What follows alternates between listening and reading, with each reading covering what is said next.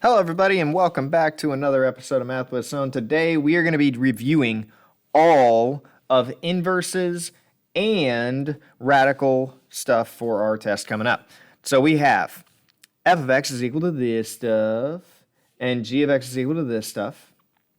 And if we have f minus g, then you would have to quite literally do f of x, 8x to the third minus 5x squared plus 7x minus 18 minus, and then put in parentheses, the negative 9x squared plus the 8x minus 14. You have to do f minus g. The kick is that after you do that, you need to distribute the negative to all three terms, making this positive 9x squared, negative 8x, and then positive 14. And then you can combine the like terms, which is not the first term and the first term, which I thought it was. It's actually this negative 5 and the positive 9x squared. When you combine both of those, you get 4x squared. And then we have 7 and negative 8. 7 and negative 8 makes negative 1x. Negative 18 and positive 14 combine to make negative 4. And there is our expression for f minus g. Make sure you're doing it in the right order, okay? This next one, it says to determine the domain of the function f divided by g of x, okay?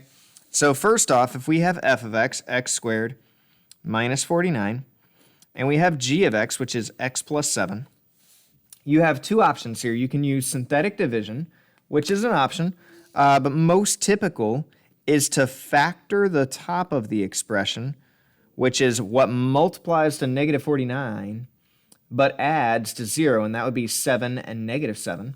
And if we had this over the x plus 7, the original x plus 7, the x plus 7s would cancel out.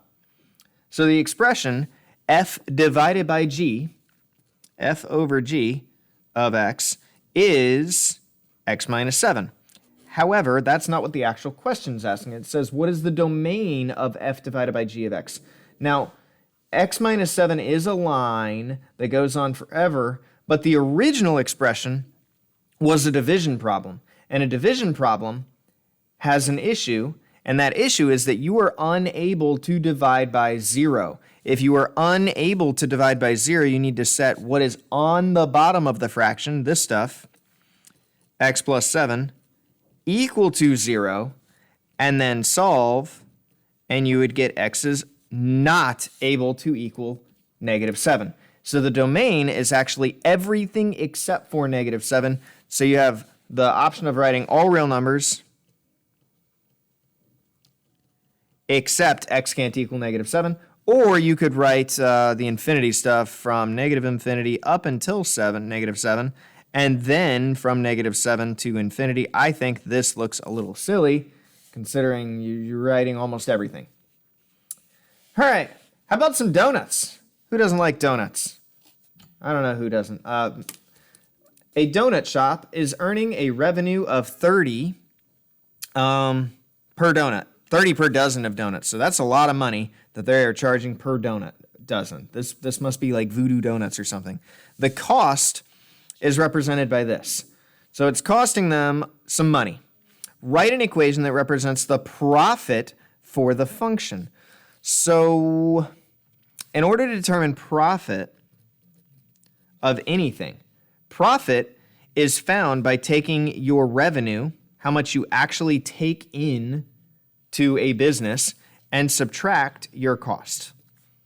So if we took our revenue and we subtracted our cost, we would have to take 30x and then subtract the 10x and the 1500. We would need to distribute that to both terms. So we would need to make both of these right there subtracted. And if we do that, we end up with 20x minus 1500, which makes sense that our profit would be, in terms of dollars, we're not really going to make $30 in profit each time if we're selling a dozen of donuts, no matter how good they are, because it's going to cost a little bit of money to make them. And this $1,500 is probably representing how much it costs to just open up the shop. It takes money to open up a business. Moving along. Number 4. find f of g of x when it exists. So we need to start with g and plug that into f of x. So we need to start with the x's on g. So I'm going to start with 12 on g. That gets me 2. And 2 doesn't happen over here, so it doesn't exist for 12. Going to try negative 3. Negative 3 gets me 5. 5 gets plugged into the x over here, and then gets me negative 3. So negative 3 gave me the 5. The 5 I had to plug in, and I got negative 3 again. So that's 1 point. Plugging in the 5. Let's see if that one works. 5 gives me 10. 10 isn't over here, so that one doesn't exist. Let's do 6. 6 gives you negative 4. Negative 4 also not over here, so that doesn't exist either. So most of these didn't exist. What if I wanted to do g of f? What if I wanted to do g of f of x? And I'm just doing one of those because I'm hoping a few more exist. If I were to plug in 3, I would get negative 4. And then if I get negative 4 is not over here either. Darn.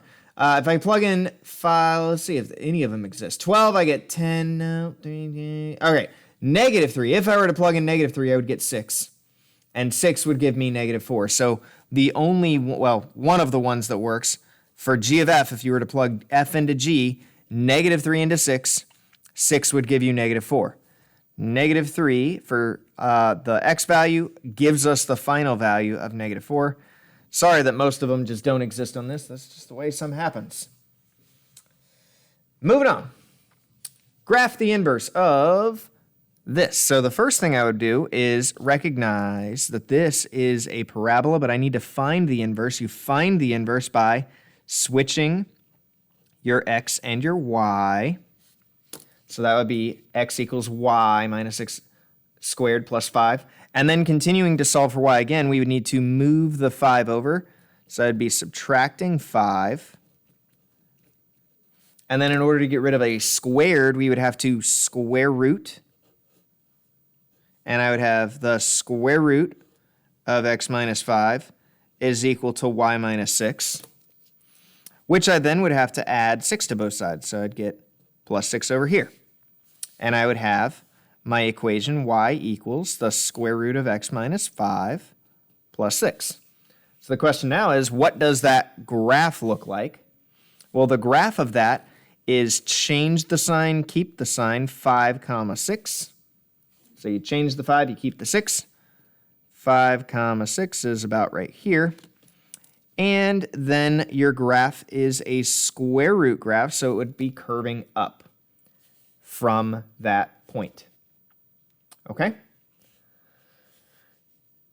In order to find the inverse of a problem that looks like this, where it is a parabola, but it is not in vertex form, you have to first write it into vertex form. So you need to first find the vertex of this expression, which you can get either by graphing with your graphing calculator or by doing negative b over 2a. And here is your b and here is your a, which would produce the value of negative 5. When you plug in the negative 5, you'd have negative 5 squared plus 10 times negative 5 minus 7.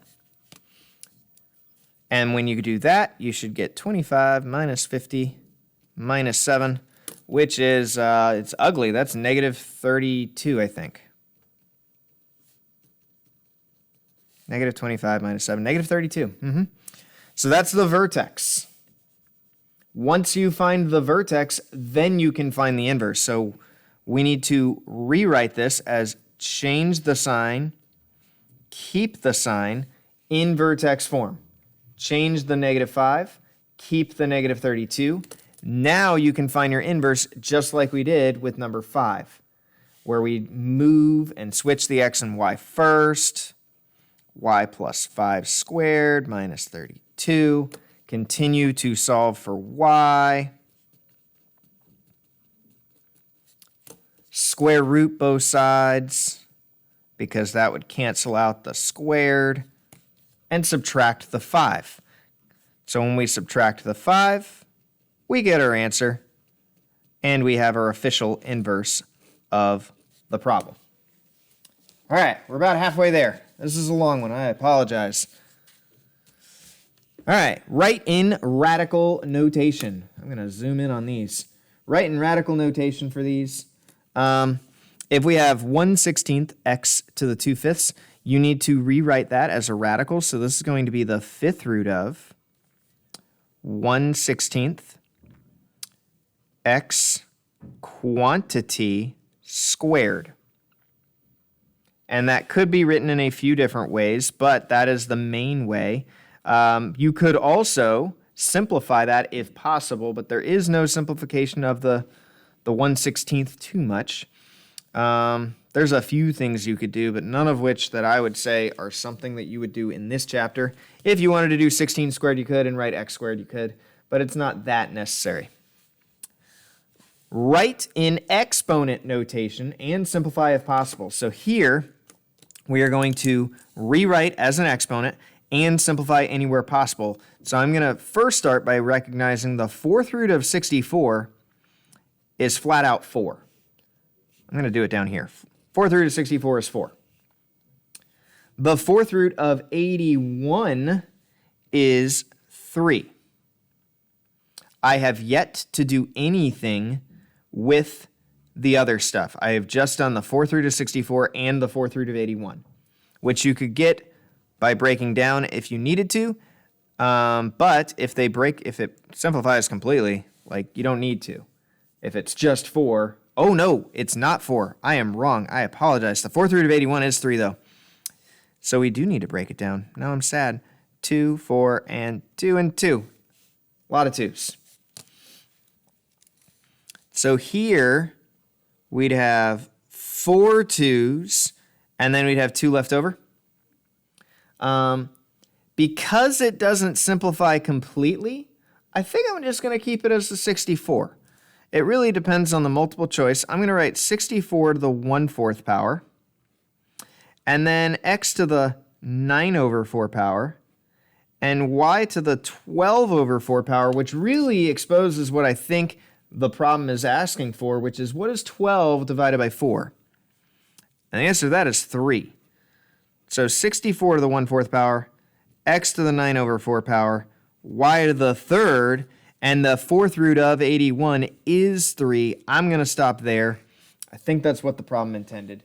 Rather than simplifying a radical, it wanted you to rewrite it in exponent notation, and once we go down to simplifying it, it's going to make it a lot harder to actually do that. Evaluate. X to the 3/4 times x to the 1/5. 3/4 times 1/5 is not going to be multiplied. You need to add 3/4 and 1/5 together. You can use a calculator for that if you want to. If you do not have a calculator available, you would have to multiply by 5/5 and 4/4 to be able to add the fractions together, leaving you with 15/20 and 4/20, which add to make 19/20. So that means that this is going to be x to the 19/20th power. X to the 19/20th power. A is a lot harder than part B. If it's a power to a power, all you have to do is multiply your exponents. 1/2 times multiplied with -2/5 is going to equal x to the -1/5. And I lied. That is one way to write it, but that is not officially the right answer, because if it's x to the -1/5 power, you're supposed to move that to the bottom of the fraction, which could also be circled as like a potential answer that is technically incorrect. Because it's a fractioned exponent, what you're supposed to do is recognize that x to the 1/5 would need to be multiplied by 4 more of them to be able to get rid of that exponented fraction on the bottom, and we would have a official rationalized denominator of x to the 4/5 over x to the 1st. All right, keep on trucking, everybody. We got 16 problems to get through, and we are on number 10. Hopefully they get a little quicker. For this one, if we wanted to get rid of the radicals on the bottom, you would have to multiply by the square root of 3y plus 5, the square root of 5, and the square root of 3y plus the square root of 5. If there is anything to multiply with, we have to do that. And there's not much to do on the top of the equation. It's going to be 4y squared, square root of 3y, plus 4y squared, square root of 5. The bottom of the equation, we would have to FOIL, which is not as hard as it seems. The square root of 3y times the square root of 3y is 3y. The square root of 3y times a positive square root of 5, we're FOILing, would be square root of 15y. Then we have the negative square root of 5 times both. So negative square root of 5 times the square root of 3y would be a negative square root of 15y, because 5 times 3 makes 15. And negative square root of 5 times positive square root of 5 ends up being negative square root of 25, which is minus 5. If you've done it correctly, the middle part will always cancel out, because you multiplied by the conjugate. 3y minus 5 ends up being 3y minus 5. No kidding. And then the top of the fraction remains the same. We didn't do anything here. And we have our wonderful answer. Solving. If you have to solve a problem like this, you have a square root already isolated. You square both sides, leaving us with the x plus 32 is equal to 6 minus the square root of x times 6 minus the square root of x. This time when we FOIL it out, the middle part will not cancel. We get 36 minus 6 square roots of x minus 6 square roots of x plus x, because square root of x times square root of x is x. And then we have to start our process of getting this square root combined and by itself. So from here, I'm going to subtract x. And I'm also going to subtract 36, because why not? The x's cancel. I get negative 4 is equal to negative 12 square root of x, which I then can divide by negative 12 and get 1/3 is equal to the square root of x, because 4 over 12 is 1/3. Square both sides, and we get 1/9 is equal to x, because you square the top and square the bottom. So the square of 1 is 1. The 3 squared makes 9. All right, this one, believe it or not, I think is a little easier than this one. We'll find out. This one seems easier because it doesn't have as many square roots. But when we square both sides this time, I believe we are going to have to not only write the x minus 2 twice and not only FOIL it, but also factor when we're done. X squared minus 2x plus 4. From FOILing this out equals x plus 32. Combine any like terms. X plus 32 equals x squared minus 4x plus 4. The difference with this problem is we don't have a square root, but we do have an x squared and an x, so we have to set anything that has an x squared and an x equal to 0 by subtracting the x and subtracting the 32. And then hope that this factors. Negative 28.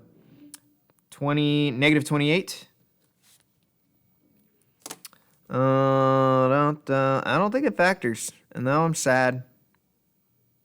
Does it factor? Does anything multiply to 28 that adds to negative 5? And the answer to that is no. And that's an apologies. From here, you're supposed to factor and then check your answer, because odds are one of them is not going to work. But I came up with a problem that didn't work. If it doesn't factor, you should resort to the quadratic formula, the negative b plus or minus 4ac all over 2a. However, on your test and in normal problems like this, it would factor. But nothing multiplies to 28 that adds to negative 5, which leads me to believe that I just messed up when I made the problem. Apologies in advance. I want to get through this video. It's already 20 minutes long. We got 4 more. I'm going to promise to go as quick as I can while still giving you an adequate level of instruction for it. If we have to find f of 4 in this case, That means you just plug in 4 for x. So this would be thus 3 pi over 4 times 4 plus 8 minus 7. 4 over 4 cancels. And we have the square root of 3 pi plus 8 minus 7. If you needed to find the decimal answer out, you could definitely plug it in your handy-dandy calculator. I like this because I like doing this entire test without a calculator. I don't know if it's going to ask for a decimal or if it wants this as a multiple choice on the test, though. I don't remember. Graph, a simple graph problem. We can do that. Change the sign, keep the sign. -1, -3, -1, -3. This graph, because it has a -3 in front for that very first point, should go down by 3 and over by 1 and curve to the right, just like all the other square root problems. So close. 2 more. This one's going to go quick. Subtract the 24. We end up with -2, 4x plus 1 to the 2/3 power equals -8. Divide by -2, divide by -2. 4x plus 1 to the 2/3 power equals 4. In order to get rid of the 2/3 power, you have to raise it to the flip. So I have to raise it to the 3 over 2. So we have 4x plus 1, break free, equals 4 to the 3 over 2 power. If you have a calculator, you can just type that in. If you don't, that is the square root of 4 to the 3rd power, which ends up being 8 because the square root of 4 is 2. 2 to the 3rd power is 8. So we got 4x plus 1 is equal to 8. Subtract 1. 4x would equal 7. Divide by 4. X would equal 7 over 4.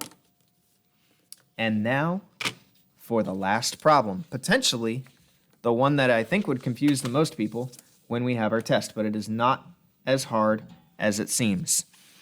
We have the 4th root of 8 and the 4th root of this stuff, and we're looking for A and B. Okay?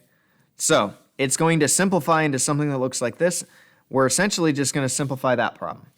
If I have the 4th root of 8, I'm going to simplify it separately, and the 4th root of 5x to the 3rd, I have to ask myself, what do I need to multiply by to get rid of this radical on the bottom? Well, right now I have 1, 5.